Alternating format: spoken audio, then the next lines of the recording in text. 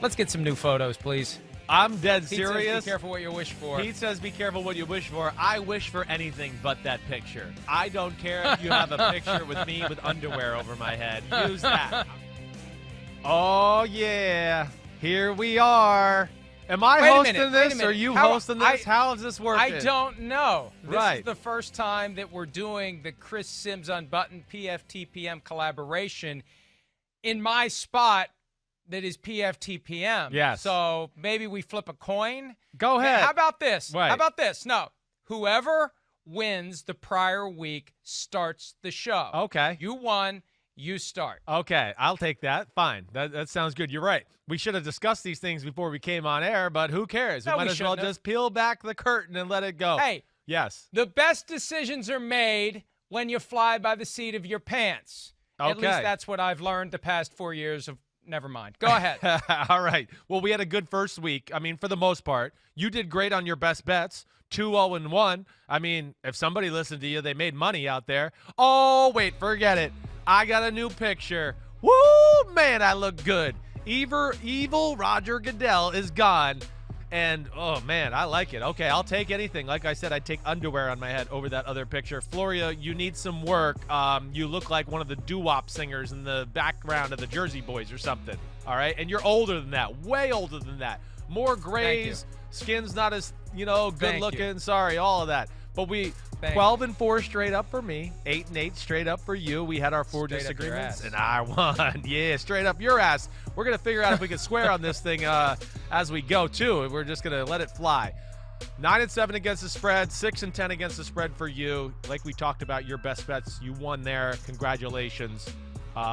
As I discussed last year, I know I'm into best bets and straight up more than all the other games against the spread, which, to me, yeah, okay, I got to pick one or the other, and I pick it, and whatever, but it's not like I'm confident against those.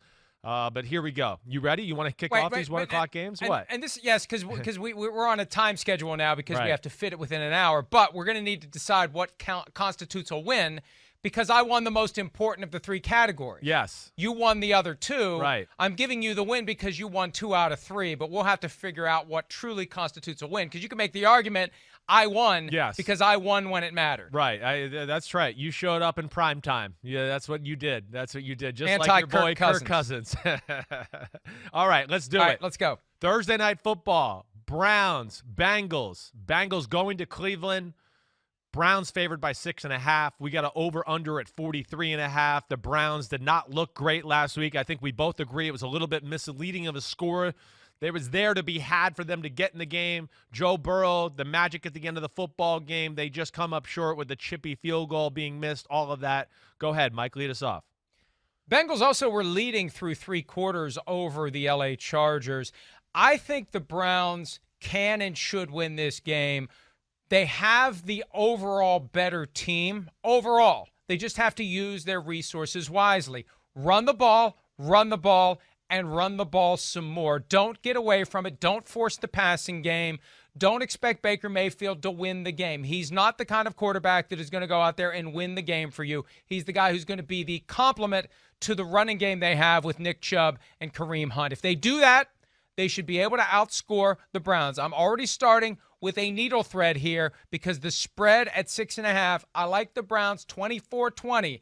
Browns win, Bengals cover 24-20 if the Browns aren't stupid like they were on Sunday. Yeah, I hear you. And you know what? Oddly enough, Chris Simms has picked the Browns 24-20 as well. So we have the same exact score there. I agree with everything you said. And I think that's where the advantage the Browns have over the Bengals. Geno Atkins not going to play. The Browns got a good offensive line, the two-headed monster at running back. Passing game is a work in progress, as we know. I think that's why we're both saying, please run the ball more. Cincinnati, just a quick flip around there. We know the Browns' D-line is real. There's no doubt about that. They got a good front four. They can get after the quarterback. But second-level linebackers, secondary banged up right now. I got questions about those 2 levels of the defense. And I think Zach Taylor's smart enough to know that, hey, I got to get the ball to this guy's hands. Our offensive line's a little bit of a work in progress. I don't want my young quarterback getting killed by this front four. They'll try to run the ball, but I also think that they'll have a little bit of an advantage in the pass game. I expect an improvement from Joe Burrow. I don't think he's going to miss some of those throws we saw in week 1. I do think they keep it close, but ultimately, like you let it off, the Browns got a little too much talent, or just a little farther along. Not much farther along, but a little farther along in their process. I go Browns 24-20. All right, you ready? Here we go. Let's go. Next game up. Lions, Packers. Lions blow a football game. Shocker. I've never heard that story before. Packers looked awesome. Whooped your Vikings. 5.5-point favorites. 49.5 is the over and under. Mike, how do you see this one unfolding? Well, last year in week 1, the Lions blew a 17-point lead and ultimately came back the next week and defeated the Chargers. I think it's going to be different this time around. They blew a 17-point lead, lost the game. Last year they pulled out a tie, at least, against the Cardinals. This time they go on the road after blowing a 17-point lead. It becomes a loss. They're facing Aaron Rodgers at home. We saw Aaron Rodgers commence his revenge tour against everyone, specifically the people in the organization that took Jordan Love in round 1.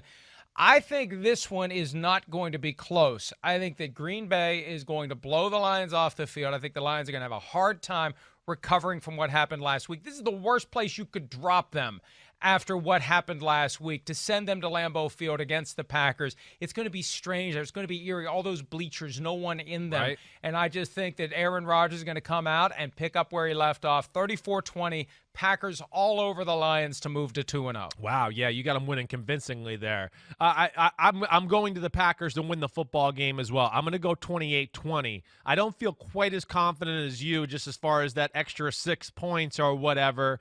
I guess because of desperation, that scares me a little bit with the Detroit Lions. The Lions, too, I will say this. They showed the ability to run the ball a little last week. And if the running backs, the rest of the group, other than Adrian Peterson, Kerryon Johnson, DeAndre Swift, can be a little bit healthier, maybe contribute to some of those carries, I think a few of those runs, there was maybe a little bit more to be had there with some younger legs. And I'm not trying to take away from anything from Adrian Peterson.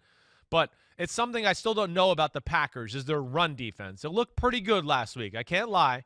But I'd like to see another week. I think that's what just scares me a little bit, along with the desperation of the Lions. But what we saw from Green Bay with that new aggressive passing attack, and I saw Aaron Rodgers stay on the number 1 read longer. That was my biggest concern about him last year. Too many times where he got off one and he just thought, I'm going to dance back here and I'll find somebody eventually. Wait, nobody came open. Nobody. You passed up the completion that was there to be had.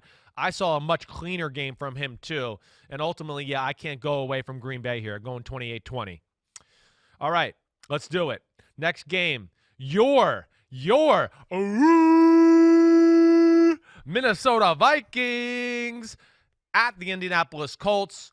Your Vikings looked bad last week. The Colts had a game they lost. It was Phillip Rivers extraordinaire. They had no business losing that freaking game. They dominated. They never punted. They're 2.5-point favorites at home, 48.5 over and under. Mike, can your team get back on track?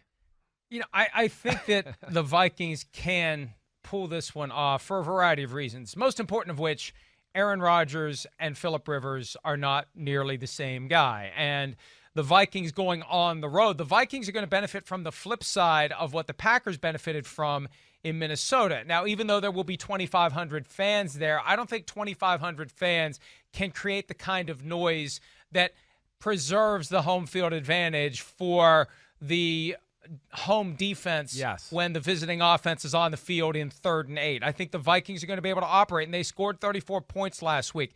Their offense is still potent. That's been overlooked by the fact that the defense was raw crap last week. The defense will hold up better against Phillip Rivers and company. They don't have Marlon Mack. We'll see what Jonathan Taylor can do as the starting tailback for the Indianapolis Colts. But I think this Vikings defense is going to take what happened last week. Personally, I think Mike Zimmer individually and collectively put his foot up the butts of the various Vikings defensive players and the rest of his defensive coaching staff. I think the Vikings, who I'm surprised are 2.5-point underdogs, I think they win this one straight up. I've got 30-21. They will give up points, but not more points than they'll score. I like the Vikings to get to 1-1 and send the Colts into a potential tailspin out of the gates. Oh, baby. Okay, here we go. We got our first disagreement. I like it because I'm going Colts 31, Vikings 21. Going exactly the opposite of you. Now, my reasoning, I'm scared of Phillip Rivers. I get it. I'm scared of it. I mean, we've seen, how many times have we seen that story last week? But I was so encouraged by so many things I saw with the Colts football team. I'm going to err on the fact of Phillip Rivers is not that stupid to do it again.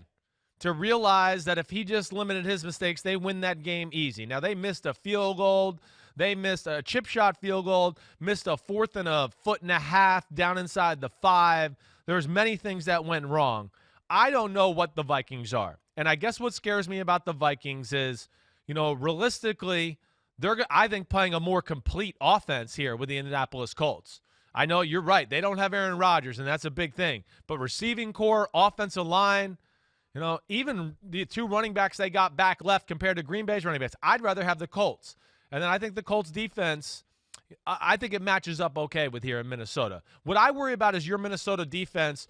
Only Yannick Ngakoue pass rushing. The run defense didn't look great. I'm a little worried about that too. And now you got the great blue wall in Indianapolis coming. So I'm going to play the Colts pissed off, capitalize this time around. And I don't think your Minnesota Vikings are going to be very good. That's what I'm coming away with. So I think they lose by 10 points.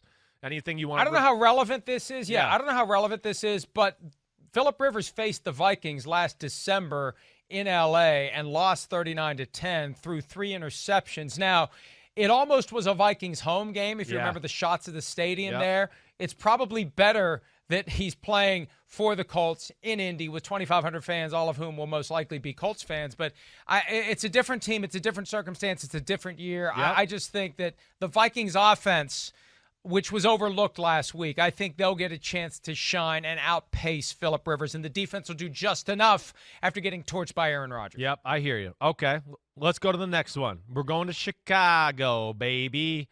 We're going to see the Bears, okay? We're going to eat some bratwurst and watch the Bears and Mitchell Trubisky because he's clutch, okay? The Giants at Bears. Bears favored by 5.5. I'm actually a little surprised by that point spread. Over under at 42.5. Mike, we saw the Giants hang in there and really make a game against the Pittsburgh Steelers, even though they were overmatched. And then the Bears, with that comeback against the Lions, it didn't look great for 3.5 quarters. And, of course, Mitch got clutch and made some big-time throws. Do you think that magic continues here in week 2? Look, they were down 17 points. And if you spot the Giants 17 points, I don't think they're going to let you back in the game. I don't know how relevant this is, but back in 2014 when Jason Garrett was the coach of the Cowboys and Chuck Pagano was the coach of the Colts, the Cowboys beat the Colts 42-7. Now Pagano is the defensive coordinator in Chicago and Garrett's the offensive coordinator with the Giants. I just thought that was an intriguing contrast. I look at it this way. The Giants gave the Steelers everything they could handle. And the Steelers' defense is much better than the Bears' defense right now. And Saquon Barkley is not going to get bottled up. And I think the Giants, when they go back and watch the film of the Monday night game, they're going to pick up confidence. And I know that you pick up more confidence from erasing a 17-point deficit and winning, but I kind of like this one for the Giants. I think the Giants, there aren't a whole lot of wins that are screaming out on their schedule, so they got to get them while they can. And I think this is an opportunity for them to really turn it around quickly, surprise the Bears, and pull off the victory. I'm going Giants 24-21, last-second field goal if it comes down to that, but not just cover the spread, but win the game. I'm going Joe Judge gets his first career win at Soldier Field. I could see that happening. There's no doubt. I'm surprised by the 5.5 point spread in favor of the Chicago Bears. I am. Now I think this is what I'm going to go Bears 20-17. And a close one. Man, the New York Giants, you got to start off the year with the Bears and the Pittsburgh Steelers defense. But I guess the thing I will say, I do still worry about the Giants' offensive line. I do. Khalil Mack, Robert Quinn, I think he's back in the fold this week. But we know that's a good front for the Chicago Bears in general, to where I just think they're going to make life hard on the Giants offense. I don't think the Giants are going to be able to run the ball with any consistency and look at it that way. And because the Bears are so big up front too, I think they'll know, like, hey, I think our front seven can kind of hang in there and handle the run by itself. We don't need to put an extra safety down there, do that. So I think they're able to protect their secondary a little that way, too, to stop from the Daniel Jones big pass plays and everything like that. Now, the Bears offense, I liked a little what I saw.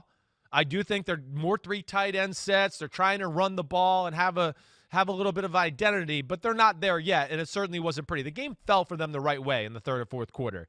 And ultimately, I'm just going to go with the Bears defense and just a little more experience in these games to win a close one. But I don't feel real confident about that. That's kind of a coin flip game to me. And as you can see, you went by 3, and I went by 3 the other way. All right, Atlanta at Dallas, both 0-1. Holy crap if either one of these teams go to 0-2. We know how tough that can be. Atlanta was hanging in there with the Falcons, and then it got blown out by Russell Wilson and company. The Cowboys, close game throughout against the Rams. They're favored by 4.5, over under at 52.5. Mike, go ahead. Yeah, I'm going Cowboys to get to 1-1, and I don't feel very strongly about this because maybe the Rams aren't much better than they were last year. Maybe the Cowboys are just a lot worse, and I have problems with the play calling down the stretch for the Cowboys. I don't like the offensive pass interference call that could have made the game closer, but I think the Cowboys will be able to do enough running the ball, passing the ball, maybe learning from some of the mistakes that were made last Sunday and doing a better job of being efficient offensively, also without having Aaron Donald and Jalen Ramsey to deal with should make it easier as well. That was a big difference for me. The Falcons don't have studs like that. They're going to consume so much of the attention of the offense. I got the Cowboys 24-17, although I'm nervous about this one. Yeah, I hear you. I think this is another game I look at as a coin flip game. I'm going the Cowboys with you. I'm joining there, and I'm going 24-21.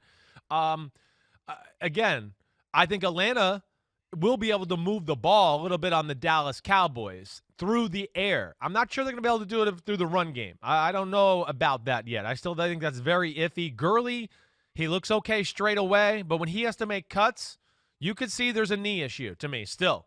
It's not the same type of explosion. So I got to see that run game more. Dallas, I just think with that O-line, like you talked about, the Falcons D-line's got some solid players. Grady Jarrett's really good. Dante Fowler's good. Who else is there? And they're more of a speed-based defense in front seven to where I worry about them getting overpowered a little bit in the run game. And then ultimately, with all the weapons, yeah, I don't think that Atlanta's secondary is ready for this kind of weaponry coming to town yet. As we saw last week, they struggled with Seattle's weapons. These weapons are every bit as good. They're starting 2 young corners. Isaiah Oliver on the outside, to me, is an issue. He can't run. He has no top-end speed. They choose to attack him over A.J. Terrell, the rookie out of Clemson, who was a first-rounder. And I just think they're going to have some mismatches there and some hard times in offense. I'm going to go Cowboys win a close one over the Falcons. Plenty more games to come. We got to take a break. We got to take a break. We got to. It's not the podcast anymore. It is an actual show. So we're going to take a break. We're going to continue with the early games from. No, you can't.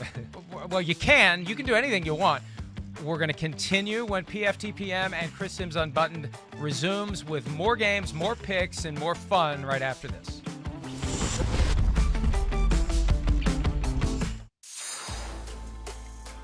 There's the full lineup of the NBC Sports Channel on the Peacock streaming service, starting each day with PFT Live, ending each day with PFTPM, and that's what we're doing now, the joint PFTPM Chris Simms Unbuttoned Mega Picks podcast. Chris, let's keep going through the Week 2 game. All right, let's rock. Let's go to Tampa Bay. Tom Brady, Bruce Arians calling him out. There was some good and bad last week. Carolina looked a little better than I expected, but the Bucs are favored by 9.5. That's a big number for an 0-1 football team that had some offensive mistakes, Mike. Do you think they cover that 9.5? Do they blow Carolina out of the water this week? Biggest spread of the week, and this is one where it's easy to thread the needle, where you can say, Bucs win, but the Panthers keep it close. My gut feeling on this one, though, the Buccaneers win with a pissed-off Tom Brady. They're at home. They're in their routine. They've had some more reps. I worry about Chris Godwin, who's in the concussion protocol. But, it used to be if you're in the concussion protocol, you miss at least one game. Now we see guys come back all the time. The challenge here, though, is Godwin was just put in it yesterday after a couple of days of being okay, or at least not telling anyone he was having issues. I still think the Buccaneers pull this one off. I think the Raiders aren't as good as we thought. I think that's one of the reasons why the Panthers kept it close. Yep. And the Buccaneers aren't as bad as last week at New Orleans would suggest. I got Bucs 31-21. Barely covering by a half point. The win and the half-point cover for the Tampa Bay Buccaneers. Yeah, I see what you're saying there. I mean, I do think that the Bucs are clearly a better football team here. On paper, everything about it. They're both teams that are dealing with newness and coming together that way and trying to figure it out. But the Bucs have more talent. Now, I will say Carolina's offense is talented, like we saw last week. McCaffrey, we know that. Robbie Anderson, whoa, he can fly. Go deep touchdown passes. DJ Moore, Curtis Samuel. They got enough to go around to where I'm still not sure about this Bucs defense. I know I like their front. Their secondary is questionable, and I'm not going to buy into it all the way until I see them have some games of dominance and consistency. I'm going Bucs as well, 31-27, but I expect, the Panthers to score maybe a late touchdown, one of those late touchdowns with 45 seconds left to make it a 4-point game, and they try to kick an onside kick to maybe do, that type of scenario. A game where the Bucs win by 4, but we're clearly in control all game long. I like those Carolina weapons. All right, you good there? Bucs desperately need this win. If they start 0-2, they got major trouble. Definitely. And this is a team that we both know. We know they're better, so you should win this game. All right, Rams, big win. Philadelphia, sacks all over the place last week against the football team. L.A. favored by 1.5. Aaron Donald against that beat-up Eagles offensive line. Mike, do you think the Rams can go across country and win it?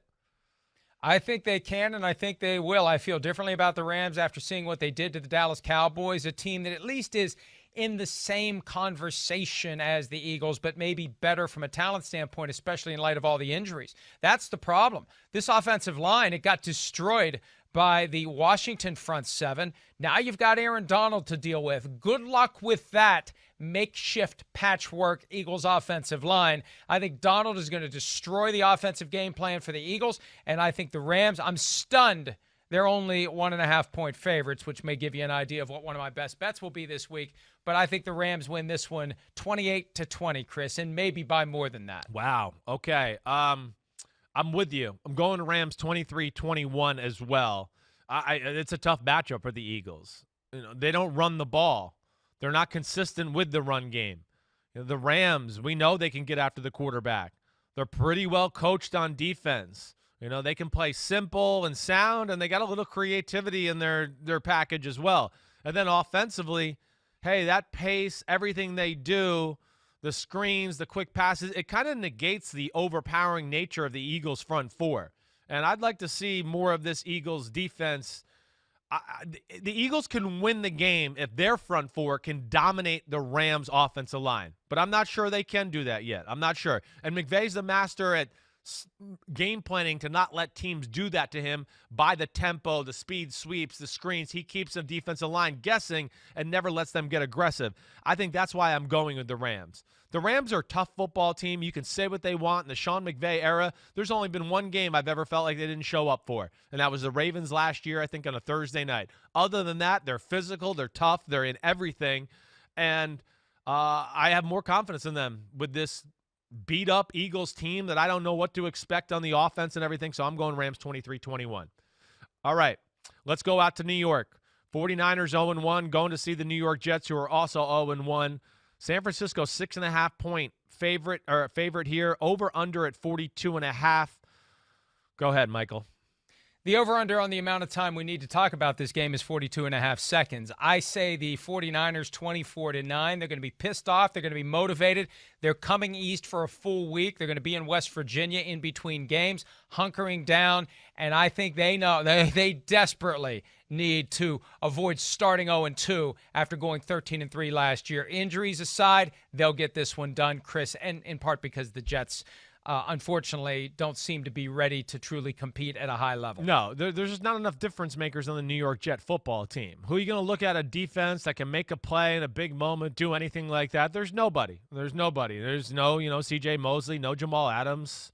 The rookie or the second-year kid, Quinnen Williams, has not lived up to expectations yet. He needs to start popping and showing up. And you're right, the 49ers are going to be pissed off. I'm a little scared because they're banged up. I get a little scared anytime because of Jimmy Garoppolo. I just don't, again, it wasn't bad last week. It wasn't great. It was good. There was moments of, okay, that's really good, but it left a bad taste in my mouth with those crappy throws at the end of the game that were there to be had to win the football game. But ultimately, I'm going with you. The 49ers are just on another level of a football team. I think they're going to be pissed off. Lack of weapons to expose no Richard Sherman and some secondary questions in San Francisco plays well for San Francisco because the Jets are one of those teams that I don't think can take advantage of it. And there's no Le'Veon Bell either. So, yes, 24-14, 49ers. All right. Buffalo Bills at the Miami Dolphins. Buffalo looked as good as anybody in football last week. 5.5-point favorites against Ryan Fitzpatrick. He threw interceptions the last week. Does Buffalo blow them out, Mike? I don't know if they blow them out. I think the Dolphins are a team that's built to not be blown out, but I don't see the Dolphins winning this game. You know, when I watched the Dolphins-Patriots game, I wasn't very impressed with the Dolphins' offense. That may have something to do with the Patriots defense, but Ryan Fitzpatrick was picked off 3 times. You know, Tua Tagovailoa completely off the injury report, not even getting treatment on the hip. I think they need to get him ready to play. I think so. You're going to use a 5th overall pick on Tua Tagovailoa. Get him on the field, and let's see what he can do. If nothing else, it makes him better prepared for next year when he's clearly the guy. But at least for now, Ryan Fitzpatrick getting a crack at one of his former teams, although it's easier to list the teams he hasn't played for than it is to list the teams he has played for. I like the Bills in this one by 10, 27-17, and they move to 2-0 and put pressure on the Patriots to hold even when they play the Seahawks Sunday night. Yeah, the Bills are a complete football team. There's not really any area you can look at them and go, they're weak. Their only thing you got to ever worry about them with right now is just the Josh Allen. Will he do something silly or crazy? And we saw a little of that last week. Man, is he good, though. When he's on his game like he was last week, they are scary. Their defense, very good. I think, they're going to make life hard on Ryan Fitzpatrick. They can't run the ball really consistently in Miami. When Sean McDermott sees that, he'll have 7 guys dropping into zones that'll be right in the right places. I think that the Bills win 24-17, but it's more comfortable than that. Like a 24-10 with a late touchdown by the Dolphins, something like that. But clearly the better football team, so I like Buffalo. All right, Jaguars at the Tennessee Titans. Titans favored by 8.5. Over-under at 42.5. Jacksonville found a way to win last week. They're clearly not the better team here. We know that. Do you think Tennessee can cover that 8.5-point spread? I think the fact that the Titans barely won a game that they should have won going away will be enough ammunition to get Mike Vrabel in a position where he secures the attention of his players. They're not going to come out and let that happen again. They're not going to have to rely on a late drive and a late field goal to beat the Jaguars. This one, I think, could get ugly. It's one of the bigger spreads of the week. I like the Titans by 10, 24-14. Derrick Henry looked great last week. He's got, almost 1,500 rushing yards over the last 10 games, something ridiculous like that. Right. Ryan Tannehill looks the part. I think the Titans are going to be fine. And one of the big stories coming out of week 1, that notion that the Jaguars aren't as bad as we thought. They aren't as bad as we thought, but that's too much to expect them to go into Tennessee and win. Yeah, I really liked the way the Tennessee Titans looked last week. I do. I know it was a close football game, but we got to remember they missed 3 field goals and everything like that. They had chances to control that football game. And, yes, I don't think Jacksonville's anything to write home about as well yet. Tennessee can overpower you on both sides of the ball. And that's not a good look, let alone Ryan Tannehill still throwing the ball really well. So I'm going Titans 20-10. It's never going to be pretty and sexy with the Titans, but I think they control this one throughout, and the Jags have a hard time moving the football. All right, Broncos at the Steelers. Steelers defense was awesome. They're favored by 7.5. Offense got it going as the game went on. Big Ben seemed to be more comfortable. Over under at 41.5. Interesting game. We know the Broncos D is good. How do you see it unfolding, Mike? Short week for the Broncos, and then they have to pack up and travel across the country almost to Pittsburgh. And they're coming off of that game where they had a chance to steal it. They couldn't cash it in. They had the questionable decisions by Coach Vic Fangio about failing to use timeouts down the stretch. I just think that it's too much for Fangio to get it all pointed in the right direction with a tough opponent like this to come into Pittsburgh.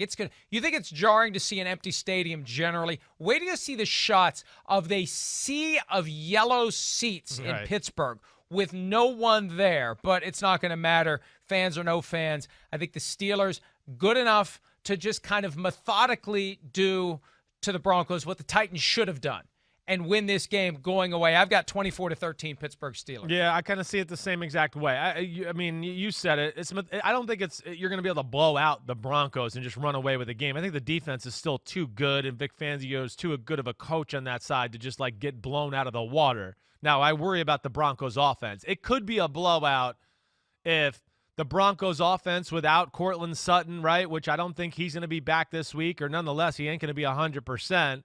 KJ Hamler, their second-round pick, who I was all excited about, he wasn't able to play the other night. You know, it came down to Jerry Jeudy, who had some big drops, actually, and some big moments there. I do worry about the youngness of that Broncos offense, seeing this defense, which is complicated and does all kinds of crazy crap, let alone they got some of the biggest, baddest mofos you've ever seen on the planet playing defense. So I just don't see any way that the Broncos win this football game. I think that it's kind of ugly because the Broncos defense is solid, but Big Ben, another week of playing, their young receivers get it going. I think Steelers 23-13. Man, we've had some similar scores here throughout the day. I'm starting to get worried because we think alike, and it's not a good thing, at least from my end, okay? Yeah, okay. All right, we good with that group of games, right?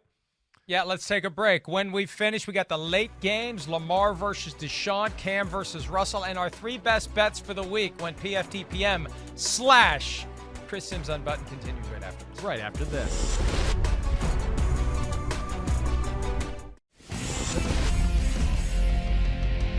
PFTPM, Chris Simms Unbuttoned, joint Mega Picks podcast. We do it every Thursday during the regular season. Chris is taking the lead because he kicked my butt last week. He beat me by 4 games in our straight-up selections, 3 in our picks against the spread, but I won when it came to the best bets. The best bets are looming, Chris, once we get through the remainder of the Sunday and Monday night games for this week. Yeah, that's right, and we'll see. I got 2 I know for sure my best bets that I like. I'm in the air between a few other ones for that last and final one, so we'll see where that goes. But let's finish off some of these games. Where are we at here? Okay, sorry, my fault. Let's start out with these 4 o'clock games. The football team versus the Cardinals, a.k.a. Kyler Murray. He was fun to watch last week. He won that game almost by himself in so many ways, or lack of ways to say it. Cardinals favored by 6.5. Over under 47.5. Mike, can they win by more than that against this Washington defense?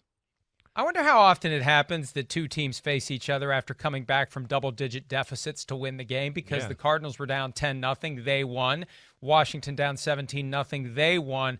I'm just so impressed by Kyler Murray. I'm going to continue to ride that one. It meshes with one of our preseason narratives that he's going to take the NFL by storm. And taking the NFL by storm includes running circles around that Washington front 7, not being tracked down, not being sacked, knowing when to slide, knowing when to get out of bounds, knowing when to squirt away from the pressure and run for a first down on 3rd and 17 like he did against the 49ers. Look, the 49ers are a better team than Washington, and Arizona went on the road and beat the 49ers. Sometimes it is that simple. I like the Cardinals in this game. 24-17, barely covering the spread. I like that touchdown margin. I don't think it's going to be a blowout. I wouldn't be shocked if Washington wins, but I'm going to go with the Cardinals in their home debut. No one there to see it, and that's a shame because you want to see Kyler Murray whenever you can. Yeah, I'm going to go Cardinals as well. I do think this will be a close football game. I do. Again, the Cardinals, they got a pretty good pass rush. Chandler Jones leads that charge there. But Washington's offensive line is pretty damn good. They are. And they showed enough last week to not let Philadelphia's defensive line ruin the game by any stretch of the imagination. Opened up a few holes in the run game. I want to see more of this Antonio Gibson for Washington, the football team. I like him. He should be the one getting the majority of the carries over a Peyton Barber. That's just my 2 cents. Now, I don't know if Washington has enough offensive weapons to really be consistent on offense all the time. There's only one guy in the pass game, and that's Terry McLaurin. Dwayne Haskins was solid last week. Showed some good, showed some bad. But I think ultimately I go with everything you said. 1, they have a quick passing game. That's going to hurt that Washington front 4. 2, Mighty Mouse is hard to tackle, and I think he's smart and mature and smart as hell, as in Kyler Murray. and throwing the ball away and, not putting his team in bad positions, which Washington wants to feed off of. That's what helped them win the game last week, and that's what helped the Cardinals overcome the 49ers, is Murray never put his team in those positions. Strip sack, fumbles, things like that can change the game around, which we saw Carson Wentz do and make those mistakes against Washington. So Cardinals 20-17. I do think Washington will keep it close because I think that defense is talented. But I'm with you. Kyler Murray is fun to watch, and it does stink though there's nobody there to watch it. All right. The Ravens looked awesome. 6.5-point favorites. Houston, extra time to prepare coming off their loss against the Kansas City Chiefs. Offense was not great in game one with all these new weapons, and DeAndre Hopkins goes to Arizona and looks like he's the man. That don't look good for Billy O'Brien and his trade and his wide receiver thoughts right there. 51.5 is the over-under, Mike. Baltimore blew them out last year. What do you think happens this year? Yeah, remember last week in the aftermath of the first game of the season, I said it looked like the Chiefs were playing a regular season game and the Texans were playing a preseason game. I think the Texans need more than one preseason game to truly get themselves where they want to be offensively and defensively. I think the Ravens picking up where they left off, motivated by what happened last year, trying to match and exceed the standard of the 14-2 record. They know they beat the Texans handily last year, 41-7. I think they go on the road and they do the same thing. No answer for Lamar Jackson. Lamar Jackson spreading the ball around to guys like Miles Boykin and Hollywood Brown and Mark Andrews, who had a great touchdown catch week one. The running game with J.K. Dobbins and Mark Ingram. I just think it's more than what the Texans can handle. It's just going to be one of those gradual smotherings. I've got the Ravens 24-14. I think there's a chance it could be worse than that. And the Texans continue to wonder who they pissed off at the league office to start the year with the Chiefs and the Ravens back-to-back. Yeah, seriously. There's no way I cannot take the Ravens in this matchup. There's no way. Not with that Texans defense. I got major questions about it. Major. And then you got the Ravens coming to town. The Texans secondary is questionable. The Texans front seven is questionable. They couldn't stop the Chiefs from running the ball. What makes you think they're going to stop the Ravens from running the football? And then that, handicaps a defense to where you got to now start to take some chances to go, we got to stop the run. We might have to leave some people one-on-one in the pass game. And what we saw last week was polish from Lamar Jackson. That's scary. Now, I think the Texans offense, it needs to play better. We know that.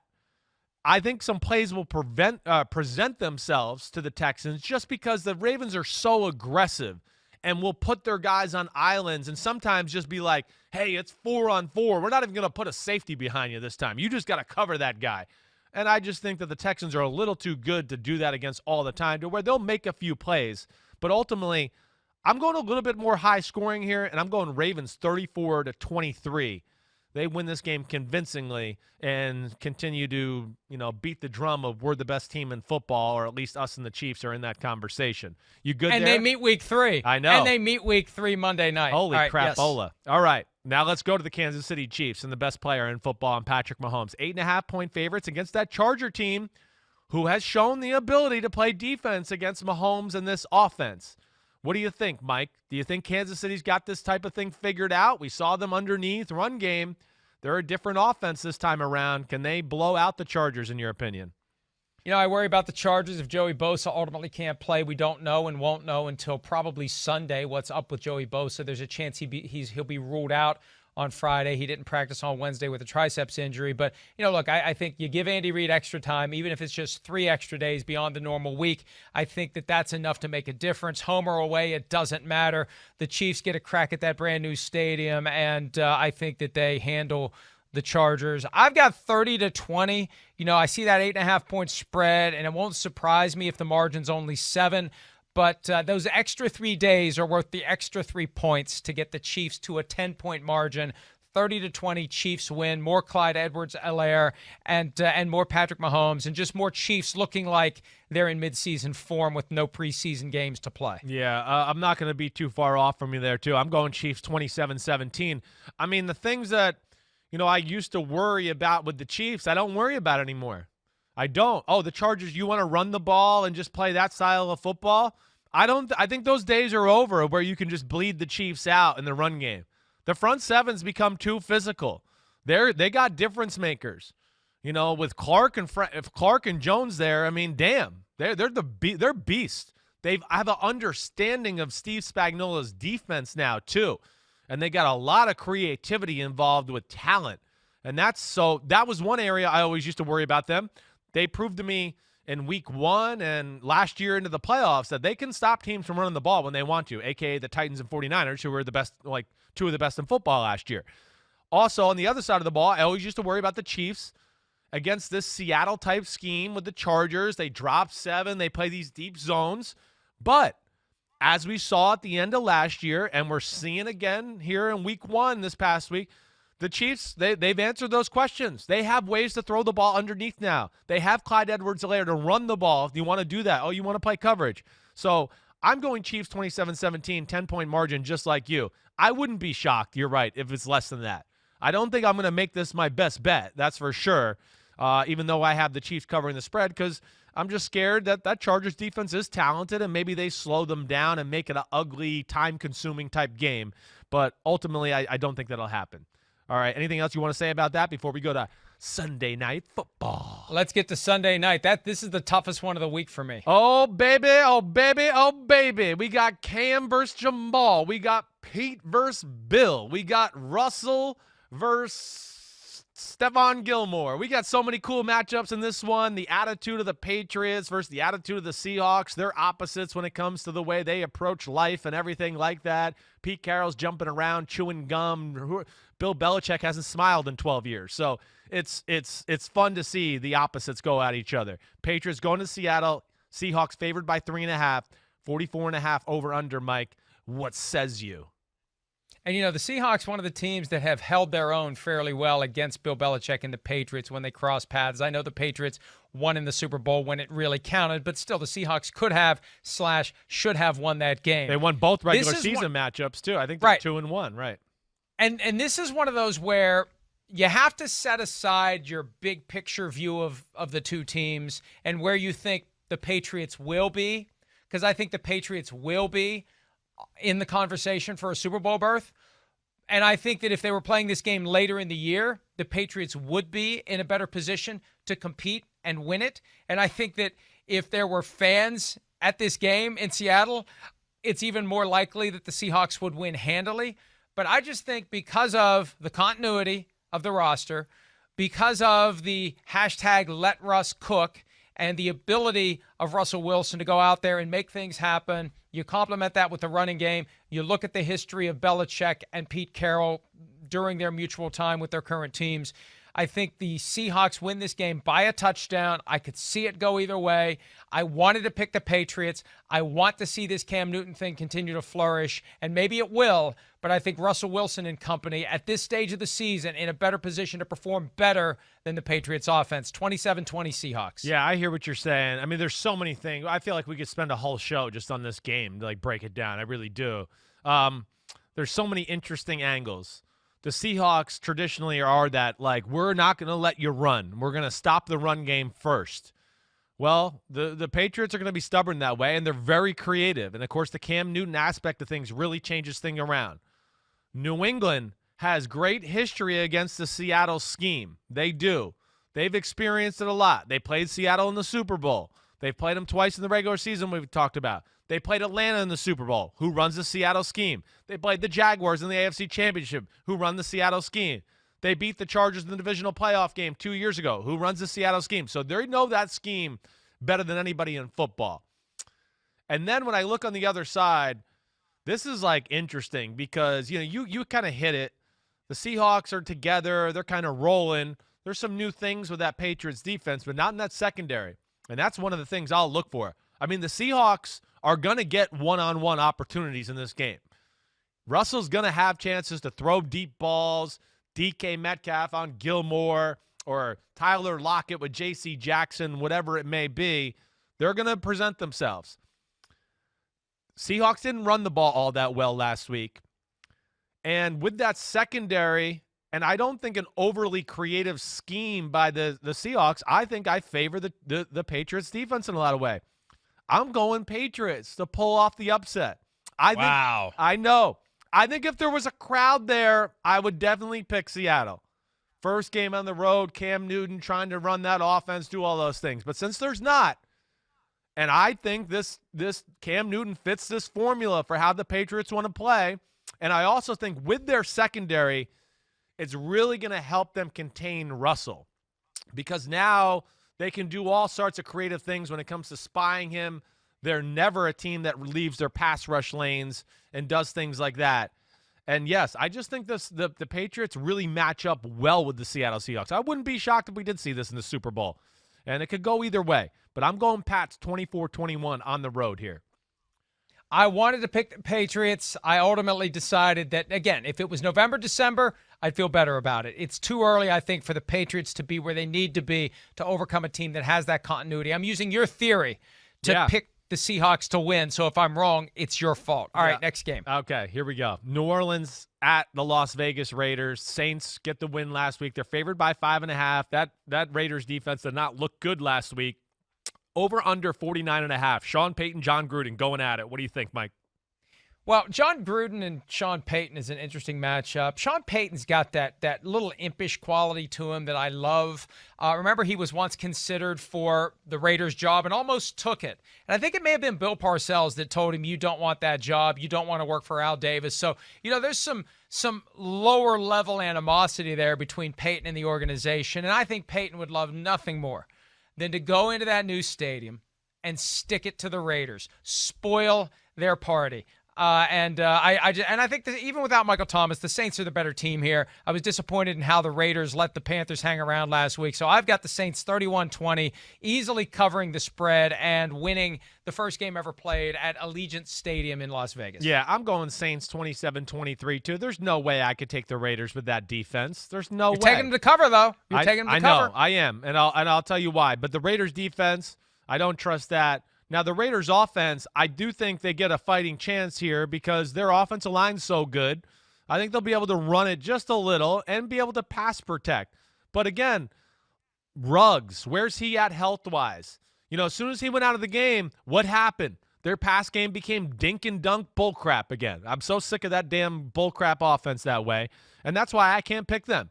If I felt like they had more of an aggressive nature, maybe they could. But, yeah, I'm going to go Saints 27-23. My only concern with the Saints right now is the quarterback. That's all there is to it.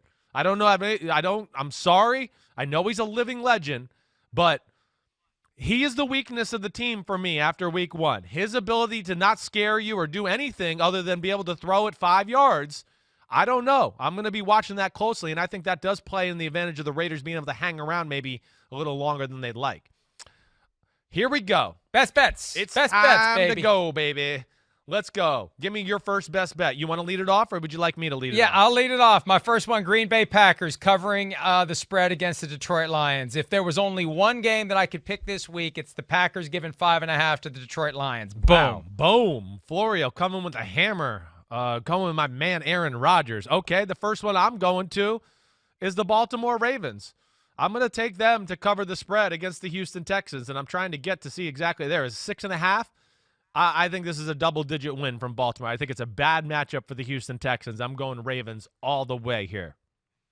I'm going to also go with the Ravens. I was holding it for later. I was going to either take Ravens or Chiefs, and the difference is this. The Ravens are favored by 6.5. The Chiefs are favored by 8.5. All the Ravens have to do is win by a touchdown, and I think they will. I think both teams are going to win by 10, but I'll gladly take the extra 2 points as it relates to the Ravens and only have to win by a touchdown because I think they will win by at least a touchdown. Yep, okay. I got you there. I'm going to go my next one. I'm going the New England Patriots. You just talked about those 0.5 points. That's huge to me too. I think if the Patriots lose, they only lose by a field goal. I don't think it's going to be by 7 points or anything more than that. So I am expecting the Patriots to win. Yeah, I'm going out on a limb here. I am a little bit, but I feel really good about the matchup there. And, yeah, we'll see where that goes. But I think they match up well with the Seahawks. All right, what's your last one?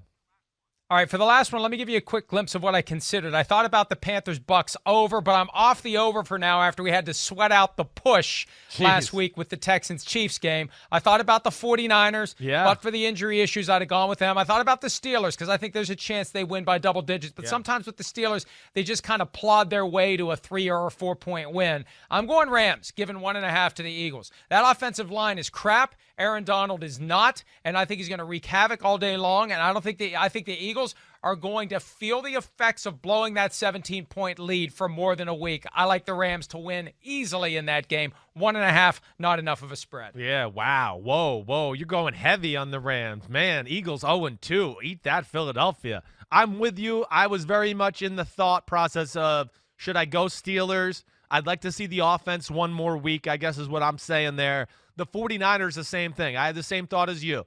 But a cross-country and beat-up football team a little bit right now, I just don't know if I can buy it. I'm actually going with the Indianapolis Colts. Yeah, I am. The way they look, the way the Vikings look, it's only 2.5 points. And I just look at it to where I think, like, my logic is I think they're clearly the better football team. I think Phillip Rivers will straighten it out. And if the very worst, I think they win by 3. So I'm feeling good about that one. I know you picked the Vikings, so we'll see. We got some good stuff to talk about next week. You're going to be 1-2 in best bets this week. That's what I say, because the only one you got right is the one I took also, the Ravens. That's it. Hey, this was fun. All the games, all the spreads, our best bets, money back guarantee, given that all this content Can I say swears on this going forward? I need to say swears. We'll find out. We'll find out. All right, that's it. PFTPM, Chris Simms Unbuttoned podcast. Chris does his podcast several times a week. PFTPM every weekday. Thanks for some of your time. We'll see you on PFTPM on Friday. See ya. Yo, what's up? Come on, man. Subscribe on YouTube to Chris Simms Unbuttoned podcast. I need you. Please hit the subscribe button, please. Hi, I'm Mike Tirico, and thanks for watching. Make sure to hit subscribe for the latest news and highlights from NBC Sports.